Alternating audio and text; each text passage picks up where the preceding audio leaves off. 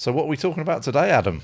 Yes, well, I thought, just in wrapping up, we talked a lot about ROI, business use studies, those kinds of things. But one thing that might get overlooked, and why we've got you here, Colin, is, what are the operational efficiencies for a retailer specifically a retailer, that can be found by putting in building cellular technology? Yeah, so again, I think, it's talking about cellular as part of the total connectivity strategy. So, when we looked at the business case and particularly return on investment for our solutions, we expanded out a little bit, and we said, actually, it's not just the public cellular enhancement, it's private 5G or private cellular, Yes. And it's IoT. So we started to look at how can a retailer gain from improving connectivity from the operational perspective. Yes.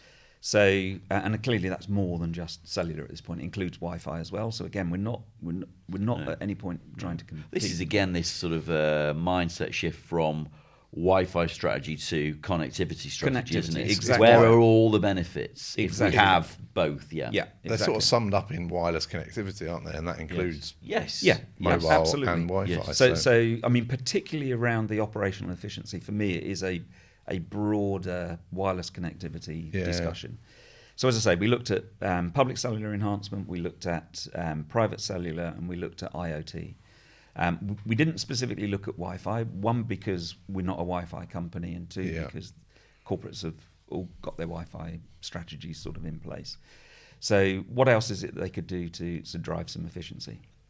Some of them, of course, will already be involved in IoT devices and things like that. But part of what we looked at was, shopper movement. We looked at things like environmental monitors. How are they connected? And if you're using them already, fine. If you're not, what's the implication of that? So again, remember our standard customer in this return on investment, just so that we could build the model, was a grocery store. Yes. 9,000 square meters. Yes. Blah, blah, blah. Yes. So we started looking at things like refrigerators, right? So what would be called spoilage, I suppose, in the retail industry. If you want to limit spoilage, you're having to monitor your fridges. In the research that we found, a retailer would typically monitor a fridge, if they don't have IoT, manually 4 times a day, 2 to 4 times a day. That has a cost, right? Because that person that's going out to check it has a wage that they're earning. They then have to bring the information back and input it to the systems and record the temperature levels and things like this.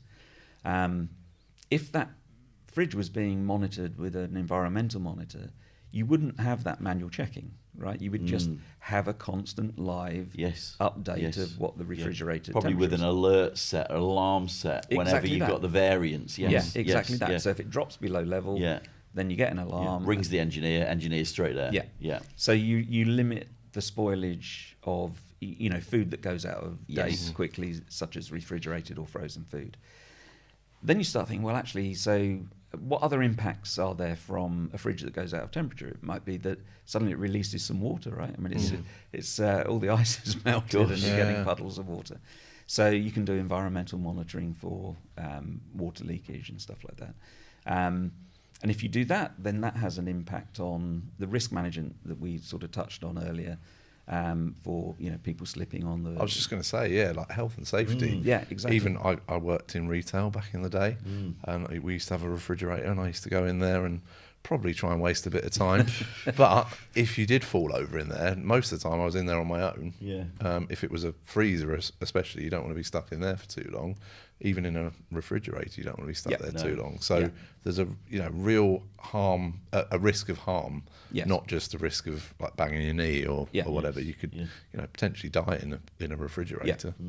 And a lot of the US retailers talk to us about a phrase called risk to life, right? Right. Yes. Okay. And they're sort of meaning, I think, these injury type scenarios, because they all have there's a cost to that risk, right? And the higher the risk is, the higher the cost is. Yeah. So if you can do things that limit the risk, then you limit your exposure to the cost of those. Of course. So we looked at numbers around, percentage of revenue payout to workers, percentage of revenue payout to shoppers, legal settlement fees, these sort of things, right? So you do the research, and there are numbers for all of these things. Yes. So a typical retailer will have this cost associated.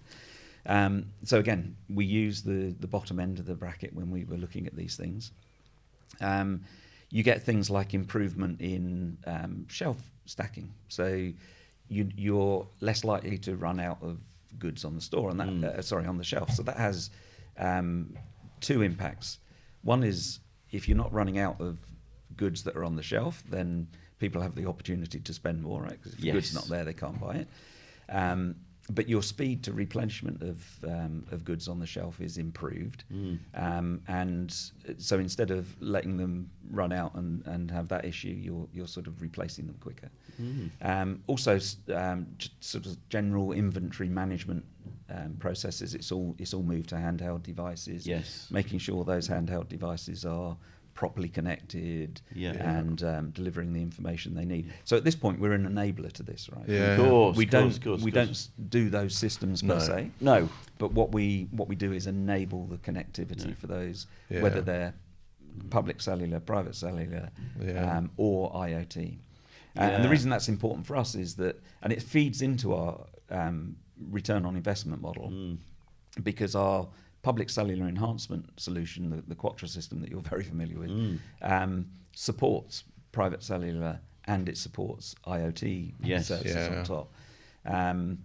And so I suppose that sort of it helps our return on investment rather than deploying multiple systems to do the multiple jobs. If that makes sense. I mean, I was just thinking there as you're chatting about, you got these handheld devices, Internet of Things, all the stuff going on. Probably, in some instances, maybe wired in some instances, relying on Wi-Fi. What happens if that goes down? I mean, you've got an inbuilt national infrastructure to act as a backup for that, which is arguably safer and in many cases more reliable. Well, it's reliable for things, more reliable for things moving around. That's for sure, because it's designed as a mobile solution. So even if you adjust the figures just for the backup, what's the assumption that if something goes down for 5 minutes, 10 minutes, an hour, what's the so in terms of operational efficiencies, you've got the backup side of it, but you've also got the enhanced. The backup side's an interesting one, because what we've found, certainly with the retail customers that we're working with, is that many of them have cellular as a backup to their broadband. Yes. So in case there's an issue with broadband, somebody digs up the fibre or whatever. Yes. But they're then saying, well, actually, how do we get connected to that? We've got locations where we've had cellular backup put in, but it's not performing because we've got no cellular coverage in the store.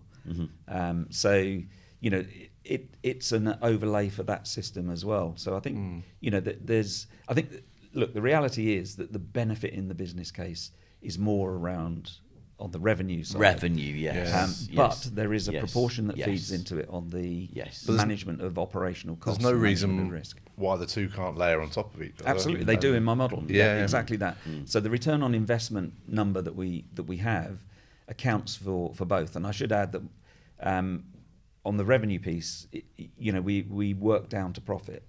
So we're not trying to say the return on investment is driven by revenue. No, it's the profit on the revenue. But I think it informs and it helps anyone looking at this, whether they've gone seeking it because they recognised it or they happened to hear about it because of our outreach.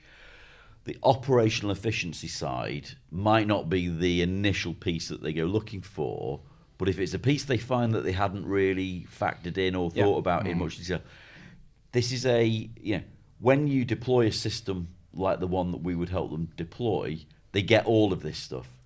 Your customers become instantly better connected, whether they're using the Wi-Fi that you've already got or their own mobile device without bothering to log on.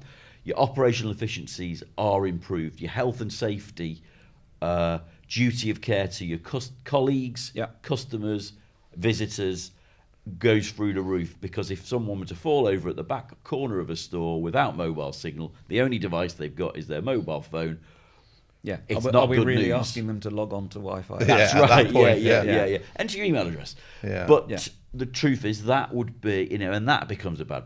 I don't like to sell on the negative, but that becomes a very bad news PR story if it happens. Yeah, absolutely. And I think it feeds on into the emergency side of things. That's right. right. What happens so that's a sort of, I dare say, minor incident, someone's fallen Of over, hurt themselves. course. But what happens in a more major situation where there's an incident in the store of significant note? Yes. You're actually in a better position to manage that with the emergency services having cellular in. Yes. And also your liability has to improve, I think, doesn't it? Yes. In that everybody that comes in your store has now got the ability Yes. immediately, Yeah. seamlessly to make 999 calls. Yes. Or 911 calls for our Exactly, colleagues for in our the American States. friends. That's right. So there are lots of upsides. It might be that it's the revenue that really drives the inquiry and the interest levels. All the other stuff, whether that's the primary reason or the secondary reason, or even further down the pecking order, doesn't matter, because once you install, you get the benefit You've of got it. the added value over Yes. as an overlay to our system. Yes. Yeah. Definitely. So, any additional points there before I start to wrap up and summarise for us that we might have missed? No, I don't think so. I think it's just, we go out majoring on the cellular, the public cellular enhancement. That's our core business. Yes. But it's important that the customer doesn't forget the other parts, the private cellular and the IoT, because it will feed the business case. Of course. But I don't think we're ever going to sell a public cellular enhancement on the back of improvements in operational efficiencies. No, but we can provide much more additional value there because of the way our system works. And we see time and time again, because not all of our business is retail, we see the benefits of these things to lots of corporate businesses that we deal with. From an office point of view, they'll put it in because of the safety of their staff, mental health, well-being, things like that. So from a corporate level, office, whether it's offices or factories or whatever, it is already taken into account.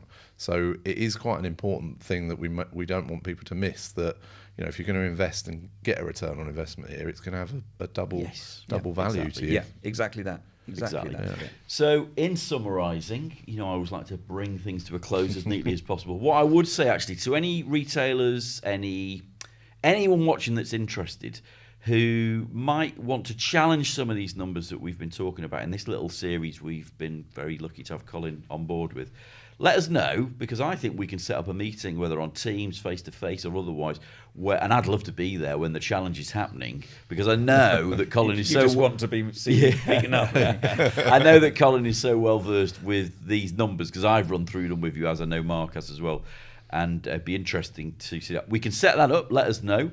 So, Mark, how can people get in touch with us if they need to? You can visit our website, signalsolutions.co.uk, and you can fill out a form on there. There's a form on every page.